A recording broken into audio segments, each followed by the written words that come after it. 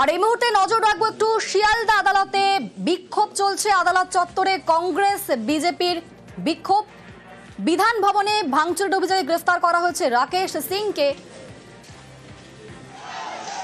এবং এই মুহূর্তে দেখতে পাচ্ছেন শিয়ালদা আদালতে বিক্ষোভ। আদালত চত্বরে কংগ্রেস বিজেপির মধ্যে রীতিমতো উত্তেজনা।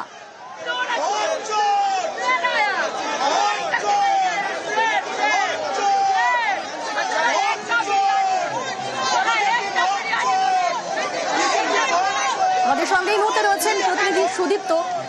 কি ঘটনা এবং এই মুহূর্তে কি পরিস্থিতি? দেখো, রাকেশ সিংকে যখন আনা হচ্ছে শিয়ালদা কোর্ট চত্বরে, যখন আনা হলো সেই মুহূর্তে কর্মী সমর্থকেরা ছিলেন, তারা স্লোগান তুললেন এবং তারা যদি দেখা গেল যে ব্যারিকেড করে দেওয়া হয়েছিল সেই ব্যারিকেড টপকিয়ে যখন গাড়ি ঢুকছে প্রেজেন্ট ভবন ঘাড়ে করে রাকেশ সিংকে আনা হচ্ছে, তখন ওই কংগ্রেসের কর্মীরা করতে যায়। পাশাপাশি ওই যখন দেখানো হলো কংগ্রেসের পক্ষ থেকে পতাকা দিয়ে দেখানো হলো, বিক্ষোভ দেখানো হলো এবং স্লোগান দেওয়া হচ্ছে, ঠিক সেই মুহূর্তে একভাবে ছোট্ট স্লোগান তোলা হলো বিজেপির পক্ষ থেকে এবং একটি বাদ্যযন্ত্র তৈরি হয়। পুলিশ দুই পক্ষ থেকে সামাল দেওয়ার চেষ্টা করে। এখনো পর্যন্ত দুই পক্ষের স্লোগান এবং পাল্টা স্লোগানের পরিস্থিতি চলছে শিয়ালদা কোর্ট চত্বরে। জানো যে আজকেই রাকেশ সিংকে ভোররাতে গ্রেফতার করা হয়েছে এবং তারপরে শিয়ালদা কোর্টে আনা হয়েছে। ঠিক আনার মুহূর্তেই এই ছবি কিন্তু উঠে আসছে শিয়ালদা কোর্ট চত্বরে। এখনো কিন্তু দুই পক্ষ অর্থাৎ কংগ্রেসের কর্মীরা, অন্যদিকে বিজেপির কর্মী সমর্থকেরা স্লোগান এবং পাল্টা স্লোগানের যে ছবি, সেই ছবি কিন্তু উঠে আসছে। সুদীপ্ত, এই উত্তেজনার কারণ কি? কি নিয়ে উত্তেজনা তৈরি হয়? দেখো, তুমি জানো যে 29 তারিখেই কংগ্রেসের যে সদর দপ্তর রয়েছে, সেই কংগ্রেসের সদর দপ্তরের যে পতাকা ছিল, সেই পতাকা পোড়ানো এবং একই সঙ্গে অবমাননা, রাহুল গান্ধীর ছবিতে কালি দেওয়া, এরকমই অভিযোগ করেছিলেন কংগ্রেসের কর্মীরা। এবং সেই কারণে রাকেশ সিংকে তাকে কিন্তু খুঁজছিল পুলিশ। এবং যেটা দেখা যায় যে কয়েকদিন যাবত তাকে পাওয়া যাচ্ছে না এবং অবশেষে আজকে সেই রাকেশ সিংকে গ্রেফতার করা হয়েছে এবং আজকে তাকে শিয়ালদা কোর্ট চত্বরে আনা হয়েছে। ঠিক যেই মুহূর্তে আনা হলো তখন কংগ্রেসের কর্মীরা তাকে দেখার পর স্লোগান তুলতে লাগলেন এবং অন্যদিকে বিজেপির কর্মীরা কংগ্রেসকে লক্ষ্য করে তারাও কিন্তু পাল্টা স্লোগান দিতে থাকলো। এমনটাই দেখা গেল। আমাদের সঙ্গে তুমি থাকো সুদীপ্ত, আমরা সেই ছবিটা দেখাচ্ছি।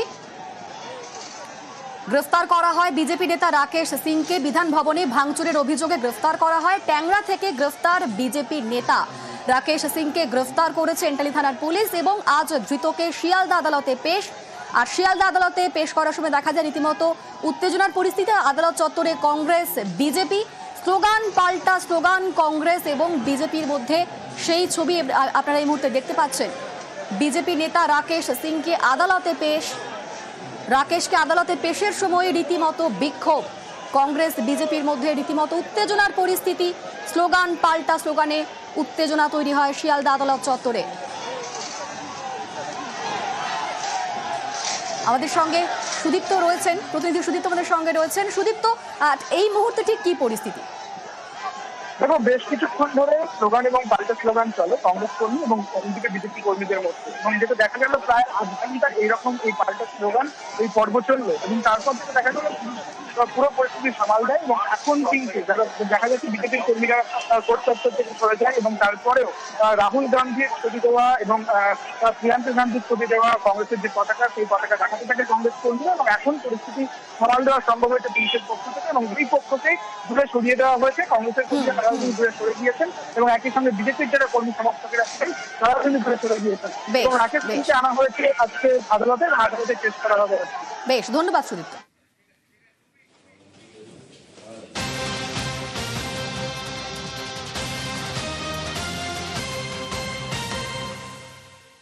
এবার অযোগ্যদের নিয়োগ বাতিলের প্রক্রিয়া শুরু। তালিকা প্রকাশ হয়ে গিয়েছে। তালিকা প্রকাশের পর এবার নিয়োগ বাতিলের প্রক্রিয়া শুরু। নিয়োগপত্র বাতিলে আইনি পরামর্শ নিচ্ছে রাজ্য।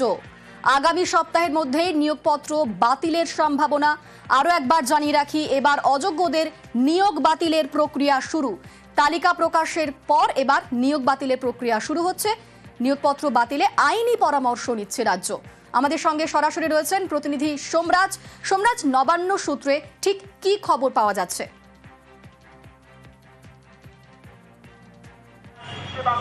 দেখো, গত শনিবারই অযোগ্যদের তালিকা প্রকাশ করেছে স্কুল সার্ভিস কমিশন। মোট 1806 জনের তালিকা প্রকাশ করা হয়েছে। এবার তাদের অ্যাপয়েন্টমেন্ট লেটার বা নিয়োগপত্রগুলি বাতিল করার প্রক্রিয়া শুরু করা হয়েছে রাজ্যের তরফে। ইতিমধ্যেই আইনি মতামত নেওয়ার প্রক্রিয়া শুরু হয়েছে। নবান্নের শীর্ষ স্তরের আধিকারিকরা মনে করছেন সেই আইনি মতামত চলে আসার পরেই আগামী সপ্তাহেই নিয়োগপত্র বাতিল করে দেওয়া হতে পারে, সেই সম্ভাবনার কথাই উঠে আসছে। তবে শুধুমাত্র নিয়োগপত্র বাতিল নয়, বেতন ফেরত কিভাবে নেওয়া হবে তা নিয়েও আইনি মতামত নেওয়ার প্রক্রিয়া শুরু হয়েছে। তুমি জানো, সুপ্রিম কোর্টের নির্দেশ ছিল যে অযোগ্যদের নিয়োগপত্রগুলি বাতিল করে দিতে হবে, তাদের থেকে বেতন ফেরত নিতে হবে। দুটি প্রক্রিয়া নিয়েই আইনি মতামত নেওয়ার প্রক্রিয়া শুরু করা হয়েছে রাজ্যের তরফে। ইতিমধ্যেই গতকাল এই বিষয় নিয়ে বিস্তারিত আলোচনাও হয়েছে, বৈঠকও হয়েছে বলেই সূত্র মারফত জানা যাচ্ছে। মনে করা হচ্ছে আগামী সপ্তাহের মধ্যেই এই বিষয় নিয়ে চূড়ান্ত সিদ্ধান্ত নিয়ে নেওয়া হবে। তবে কিভাবে বেতন ফেরত নেওয়া হবে অযোগ্যদের থেকে সেই নিয়ে আইনি মতামত নেওয়া হচ্ছে। অযোগ্যদের অ্যাপয়েন্টমেন্ট লেটারগুলি কিভাবে বাতিল হবে তা নিয়ে আইনি মতামত নেওয়া হচ্ছে। কারণ একটাই, যাতে একে কেন্দ্র করে ফের কোনো জটিলতা তৈরি না হয়, তাই আইনি মতামত নেওয়ার পরেই আগামী সপ্তাহে চূড়ান্ত সিদ্ধান্ত নেওয়া হবে বলেই নবান্ন সূত্রে জানা যাচ্ছে।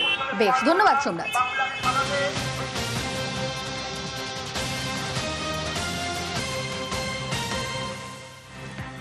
নিয়োগ দুর্নীতি মামলায় জামিনের আবেদন পরেশ অধিকারী এবং তার মেয়ের। আদালতে আত্মসমর্পণ করে জামিনের আবেদন পরেশের মেয়ে অঙ্কিতা অধিকারীর। আমাদের সঙ্গে এই মুহূর্তে রয়েছেন সরাসরি প্রতিনিধি অমিত। কোর্টরুমে আজ কি হলো এবং সেক্ষেত্রে সিবিআইর অবস্থান কি ছিল?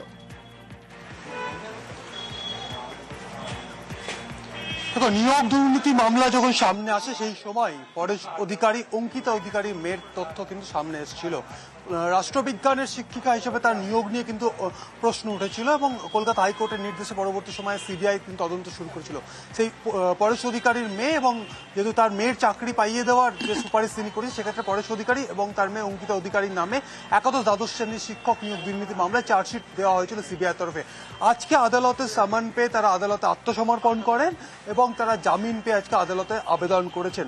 অন্যদিকে সিবিআইয়ের তরফে জামিনের তীব্র বিরোধিতা করা হয়েছে। সিবিআইয়ের তরফে বলা হয়েছে যে সমস্ত অভিযুক্ত যাদের বিরুদ্ধে চার্জশিট দেওয়া হয়েছে সিবিআইয়ের তরফে, প্রত্যেকের এসএসসি নিয়োগ দুর্নীতি মামলাতে বিভিন্ন ভূমিকা রয়েছে এবং সিবিআইয়ের তরফে এটাও বলা হয়েছে যে বৃহত্তর এটা ষড়যন্ত্র এবং বৃহত্তর ষড়যন্ত্রের প্রত্যেকের আলাদা আলাদা রোল রয়েছে এবং যা সমাজের উপর একটা বাজে প্রভাব ফেলেছে এই দুর্নীতি, এই কারণে এদের জামিন দেওয়া যাবে না বা তারা জামিনের বিরোধিতা করে। শুধুমাত্র অঙ্কিতা অধিকারী বা পরেশ অধিকারী জামিন আবেদন করছে এমনটা নয়, সুকান্ত আচার্য যিনি তৎকালীন শিক্ষামন্ত্রীর পার্সোনাল সেক্রেটারি ছিলেন, তার বিরুদ্ধে গ্রুপ সি নিয়োগ দুর্নীতি মামলাতে চার্জশিট দেওয়া হয়েছিল সিবিআইয়ের তরফে। তিনিও আজকে আলিপুর আদালতে তিনি আত্মসমর্পণ করেছেন এবং তার তরফে জামিনের আবেদন করা হয়েছে। শান্তি প্রসাদ সিনহা, এসপি সিনহার কথা তুমি জানবো যে এসএসসি উপদেষ্টা কমিটির মাথায় তিনি ছিলেন।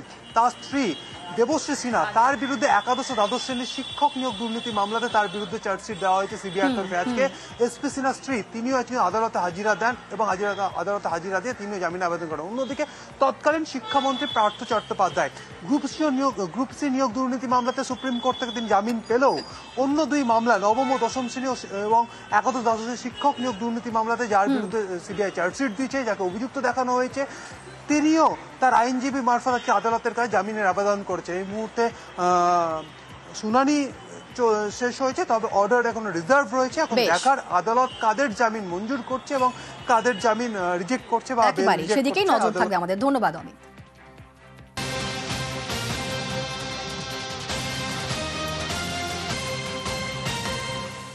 এবার নজর রাখবো মালদায় সালিশির নামে টাকা দাবি, অপহরণ। হরিশ্চন্দ্রপুরে সিভিক ভলেন্টিয়ারের বিরুদ্ধে অভিযোগ উঠছে স্বামী স্ত্রীর বিবাদ মেটাতে সালিশি সভা আর বিবাদ মেটাতে 2 লক্ষ টাকা চাওয়ার অভিযোগ। ঠিক কি অভিযোগ উঠছে একবার শুনি।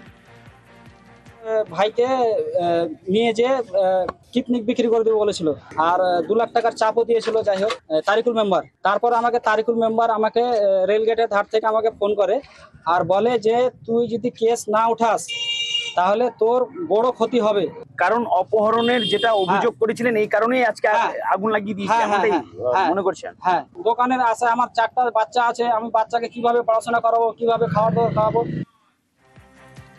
আমাদের সঙ্গে সরাসরি রয়েছেন প্রতিনিধি সেবক। সেবক, একাধিক অভিযোগ উঠছে সিভিক ভলেন্টিয়ার বিরুদ্ধে, এখনো পর্যন্ত কোনো পদক্ষেপ করা হয়েছে কি?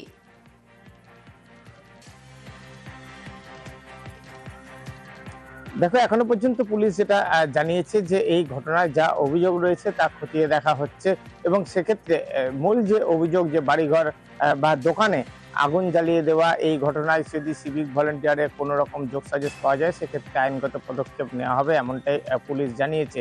এই সিভিক ভলেন্টিয়ার তারিক আনোয়ার মালদহের হরিশ্চন্দ্রপুরের নারায়ণপুরে একটি স্বামী স্ত্রী বিবাদের ঘটনায় তিনি সালিসি সভা বসান বলে পরিবারের অভিযোগ, এবং এই সালিসি সভায় 2 লক্ষ টাকা দাবি করা হয়। তিনি সিভিক ভলেন্টিয়ারের পাশাপাশি স্থানীয় তৃণমূল পঞ্চায়েত সদস্য, তার স্বামী অর্থাৎ তার স্ত্রী পঞ্চায়েত সদস্য, তিনি যে রাজনৈতিক ক্ষমতা সেই ক্ষমতাও বলেও এলাকায় প্রভাব সৃষ্টি করে রেখেছেন, এমনটা যে অভিযোগ উঠেছে। এবং এই ঘটনায় 2 লক্ষ টাকা চাওয়ার পর সেই টাকা না পেয়ে যে যুবককে নিয়ে সালিসি সভা তাকে থানায় নিয়ে যাওয়ার নাম করে অপহরণ করা হয়, সেই অভিযোগও এই সিভিক ভলেন্টিয়ার তারিকের বিরুদ্ধে।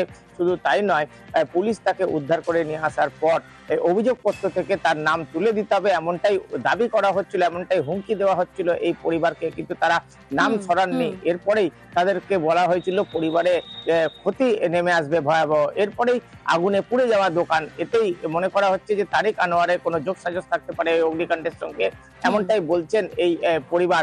আর এই ঘটনাকে ঘিরে শুরু হয়েছে হইচই, যদিও এই সিভিক ভলেন্টিয়ার যাবতীয় অভিযোগ একেবারেই সেবক, এই সমস্ত অভিযোগ অস্বীকার করেছেন সিভিক ভলেন্টিয়ার। এই ধরনের ঘটনা আমিও সকালে গিয়ে দেখেছি, কিন্তু এটা একদম মানা যায় না। যদি কেউ বা কারা করে থাকে, একদম মন নাই, এটাকে আমি সাপোর্ট করছি না। যদি কেউ করে থাকে এর তদন্ত হোক, আর উপযুক্ত শাস্তি আমিও চাই। কিন্তু আমার উপরে কেন করছে, আমার উপরে কোনো ষড়যন্ত্র থাকে বা কেন করছে সেটা বলতে পারছি। কিন্তু তাহলে আপনার বিরুদ্ধে অপহরণের একটা অভিযোগ তুলেছিল এর আগে কিছুদিন আগে। ওটাও ভিত্তিহীন, ওটাও তদন্ত হোক। ওটা তো আমি বলছি যে আমি সবসময় সাপোর্ট, আমি এগুলো একই নাই, আমার এগুলো কোনো কোনোদিন রেপোর্টও নাই, এগুলো কাজ কোনোদিন জীবনও হয়নি আমার। আর এই গোটা ঘটনায় শুরু হয়েছে রাজনৈতিক চাপানুতর। মারছে তৃণমূল, মরছে তৃণমূল। কোন তৃণমূল মারছে? প্রভাবশালী তৃণমূল মারছে। আশ্চর্যজনক, ভাবতে পারছেন? আয়ে দিন তৃণমূলের নেতা কর্মীরা সালিসি সভা বসাচ্ছেন। ওনাদেরকে অনুমতিটা দিল কে? টাকার বিনিময়ে সালিসি সভা বসাচ্ছেন। দুর্ভাগ্যজনক ব্যাপার হরিশ্চন্দ্রপুরবাসীর।